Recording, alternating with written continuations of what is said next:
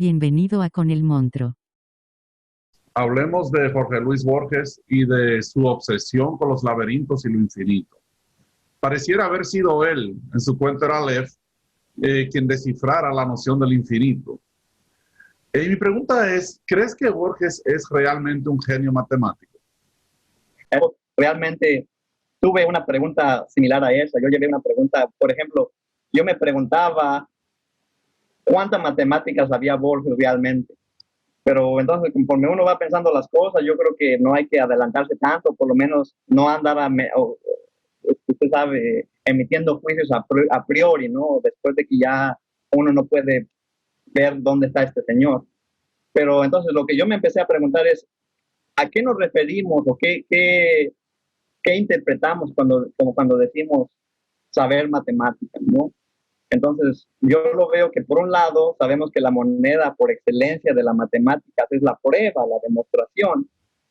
Entonces, sabemos también que Borges menciona las construcciones matemáticas de ciertos matemáticos ilustres, no cualquier matemático, sino matemáticos que tuvieron, usted sabe, influencia sobre las matemáticas que salieron de ahí. Y Borges las menciona en algunos de sus textos. Entonces podemos preguntar, si Borges menciona el conjunto de Cantor en muchos de sus textos, ¿acaso Borges podía demostrar o podía escribir una prueba de que este conjunto de Cantor no es numerable? O si en este mismo conjunto de Cantor comprendía Borges completamente la teoría de las medidas para demostrar que este conjunto no tiene medida cero. Entonces, o sea, podría hacerme estas preguntas y yo no sé, o sea, no creo que uno pueda realmente emitir un juicio categórico y decir, no, él no sabía eso. Pero también, por otro lado, hay teoremas que uno realmente no tiene que, a uno no le importa la prueba. Si alguien la probó o demostró teoremas, lo que nosotros podemos hacer es usar ese resultado y tal vez interpretarlo o llevarlo más allá. Y yo creo, más o menos, me inclino por esto, que si Borges lo que él hacía es tomaba todas estas ideas y las usaba de cierta manera para meterlas en sus textos. Y basta recorrer sus textos para encontrar evidencia, sabe, incontrovertible, que Borges sí estaba al tanto de muchos argumentos matemáticos desde la antigüedad hasta el siglo XX. Entonces, debido a todas estas consideraciones, yo me cambié mi pregunta. Entonces, en vez de preguntarme cuántas matemáticas había Borges, porque creí que eso no nos va a llevar a muy lejos, o me preguntaba entonces, ¿qué hacía Borges con la matemática que sabemos sí comprendía? Y entonces, son dos cosas. Yo podría responder a esa pregunta de dos maneras, o por lo menos decir algo.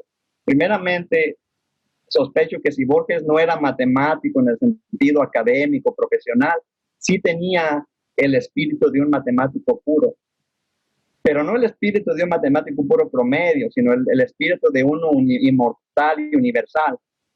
Y antes de proseguir, me gustaría aclarar que con decir esto no estoy tratando de reducir la obra de Borges de ninguna manera, porque al contrario, yo sería una de las personas más felices si algún día aparece un libro de las demostraciones matemáticas de Borges. De repente aparece un libro que tiene todas estas pruebas que acabo de mencionar y uno le cambia la idea totalmente de lo que era el Borges como escritor. Pero para seguir, yo entiendo un espíritu de matemático puro, si es que existe tal cosa, como un impulso que mueve a cualquier persona matemática a construir su episteme y a perseguir su trabajo teórico hasta las últimas conclusiones, sin prestarle atención a la pregunta de que si su trabajo tiene aplicaciones prácticas. Es decir, hay ciertos matemáticos, y esta actitud a mí me gusta, que siempre han usado su formalismo, lo han perfeccionado, lo han vuelto sublime y sumamente riguroso, pero nunca se han preguntado si esto lo voy a poder aplicar. Y eso yo más o menos es uno de los vectores que yo veo en Borges. Y esto puedo dar evidencia de esto cuando nos damos cuenta que Borges no tuvo ningún inconveniente en meter el infinito en sus cuentos, en meter el infinito, la metafísica, entre otras cosas, que para un lector, no vamos a decir mundano, o un lector que no le interesen tal cosas, pueden parecer una pérdida de tiempo, ¿no? Entonces, a eso me refiero que Borges tenía un espíritu de matemático puro. Pero ahora entonces yo dije también inmortal o universal. Entonces, ¿a qué me refiero con eso? Y voy a dar más ejemplos podemos llegar a ejemplos de esto que estoy hablando, pero ahora, ¿qué entiendo yo por ese espíritu inmortal o universal? Y esto es una cosa que yo he visto que se ve mucho en las matemáticas, que además de las pruebas que uno puede dar de ciertos teoremas o de ciertas teorías, también son muy importantes para entender la matemática los ejemplos, para ilustrar esas teorías que uno está hablando, ¿no? Pero quizá más importante que los ejemplos son los contraejemplos. Aquellos ejemplos, vamos a decir, que atentan con nuestra noción del raciocinio, con nuestro raciocinio, contra nuestra intuición, pero que a pesar de que atentan con esta intuición, no dejan de ser ciertos, no dejan de tener de ser unas verdades que pueden ser comprobadas rigurosamente.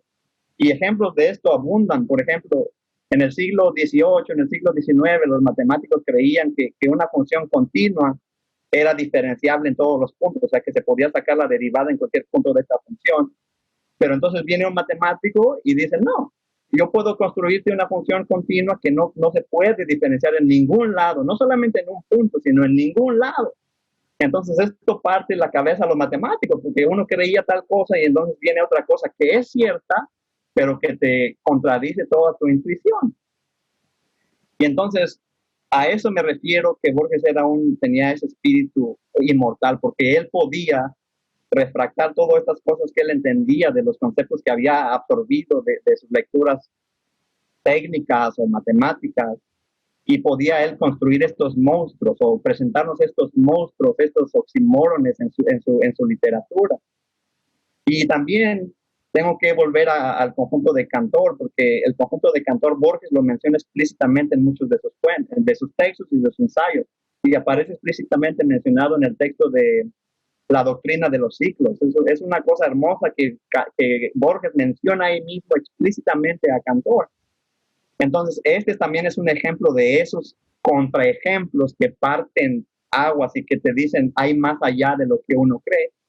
Porque vamos a ilustrarlo, el conjunto de Cantor es una cosa maravillosa, es una cosa del paraíso de Cantor, pero que es a la misma vez tan numeroso o tan vasto que no se puede contar, pero a la misma vez es tan pequeño como no ocupa ningún espacio, no ocupa espacio, o sea, tiene medida cero. Y Borges parecía entender esto en su totalidad, y a manera de que él lo incrustaba a veces oblicuamente o a veces directamente en muchos de sus textos. Y podemos, si quiere, dar ejemplos de eso, ¿no? De lo que uno está hablando. Y vamos a decir, en el Aleph, ¿quién no conoce el Aleph, no? El que haya leído a Borges, ¿quién no conoce el Aleph? Pero Borges en el Aleph menciona la aritmética transfinita, o sea, él así mismo lo menciona, la aritmética transfinita. Entonces el que menciona eso por lo menos tiene una idea de qué pasa, ¿no? De qué es lo que está pasando ahí. Y entonces es claro, si uno repasa los textos de Borges, que Borges tenía una obsesión con el infinito, no solamente un interés, tal vez una obsesión que lo llevaba a hacer tantas cosas, ¿no? Y entonces, con este tema del contraejemplo, yo mencionaría, vamos a decir, al espejo y la máscara, ¿no? Ese texto que a mí me fascina, que tiene que ver con el lenguaje y con lo que podemos transmitir con el lenguaje. Y tal vez ahí Borges dice, a mi parecer, que el lenguaje tiene muchas limitaciones, no puede parecer infinito y que lo abarca todo, pero realmente él juega con esas limitaciones. Entonces ahí nos da, vamos a decir, un contraejemplo de que uno cree cierta cosa, pero viene este genio, este parteaguas que te dice, no, mira, hay más allá. Y entonces este espíritu del contraejemplo también yo lo veo en la parábola del palacio, donde vemos este poeta que emite una palabra y se crea o se destruye un universo, ¿no? O sea, él también apunta ahí a la palabra creadora y a todas estas cosas, ¿no? Que es como ejemplo. Uno ve una palabra, dice, una palabra es una palabra, una metáfora es una metáfora, pero tal vez eso afecta más a lo que uno es como persona, ¿no? Entonces también el otro lado matemático de Borges, o el espíritu de la prueba, de la demostración, yo la vi o me pareció muy, muy clara en La muerte y la brújula, porque ahí usa un argumento de lógica, ¿no? Donde este inspector, en este cuento policial, el inspector Long Rod, creo que no sé cómo se pronuncia, pero Long Rod, yeah, Long Rod. Este inspector al final es atrapado por por una lógica avasalladora, ¿no? O sea, que termina porque alguien más le puso una trampa que él ni siquiera entendió. Pero entonces esa trampa es una cosa como necesaria, ¿no? Que tiene que ocurrir a partir de la lógica que se plantea en el cuento. Y otro aspecto también que se puede ver de Borges como matemático, el espíritu al que estaba yo aludiendo, es en el argumento ornitológico, que tiene este pequeño, breve texto donde Borges trata de demostrar la existencia de Dios. Eso es un tema grandísimo, ¿no? Pero entonces Borges se usa más o menos la estructura que ya habían usado estos escritores o pensadores medievales, ¿no? San Anselmo y Tomás de Aquino, ¿no? Los silogismos, que uno tiene la premisa y saca las conclusiones de eso. Entonces, ese argumento, ese pequeño texto, que por cierto cierro los ojos y veo una parvada de pájaros, una cosa así. Entonces uno puede ver allí ese impulso que Borges tenía de usar usar esta materia prima, los conceptos matemáticos sofisticados, y refractarlos y escribir unas cosas como estas, ¿no? Entonces, por eso yo veo que tal vez Borges realmente no necesitaba o no debemos de preguntarnos si Borges realmente era un genio matemático, porque sí tenía ese espíritu matemático, y a través de todos estos estudios y de todos estos, vamos a decir, de su genio con el lenguaje, podía tal vez señalar los límites que uno tiene, ¿no? Los límites y también las potencias, lo que uno puede hacer, y plasmarlas en sus textos, ¿no? Porque en los textos está su pensamiento.